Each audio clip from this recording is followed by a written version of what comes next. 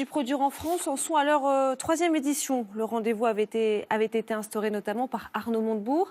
Et depuis, l'investissement semble avoir porté ses fruits. 37% des Français, par exemple, sont prêts à payer plus cher un produit s'il est fabriqué en France. Alors nous avons rencontré un créateur de vêtements pour enfants qui n'a pas attendu la marinière du ministre de l'économie pour fabriquer sur le territoire. À Vignicourt, Laurent Villain et Philippe Cocampo.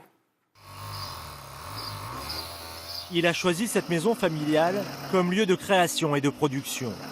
Une évidence pour ce chantre de longue date du Made in France. Pour ce styliste couturier, Paris ou l'étranger aurait dû s'imposer à lui. Pourtant, c'est bien à Vignicourt, village ardennais d'une 60aine d'habitants, qu'il a choisi de s'installer. Créer des vêtements à la campagne avec les vaches et les poules en face, ça faisait sourire, mais personne n'y croyait. Le fabriqué en France s'affiche sur toutes les étiquettes de vêtements pour enfants qui sortent de son atelier. Une marque de fabrique, une philosophie assumée depuis plus de 20 ans. La qualité contre la quantité sortant de gigantesques ateliers asiatiques. Chez lui, pas plus de 2 modèles par taille, rares mais français.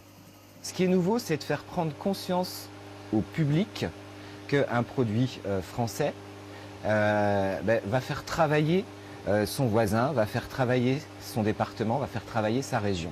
Et c'est une nouvelle approche et un nouveau mode de consommation qui effectivement a été motivé par la démarche de M. Montebourg. Le Made in France remis au goût du jour par l'ancien ministre et sa marinière. Cela a eu le mérite de faire revenir une clientèle qui s'était écartée de ce marché. Maintenant, on fait attention, on va acheter sa viande, ses légumes à côté aux petits agriculteurs du coin.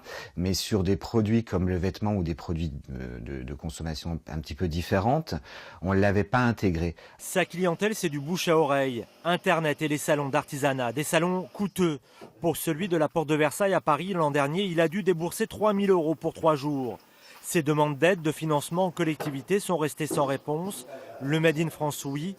Encore faut-il que tout le monde y mette le prix.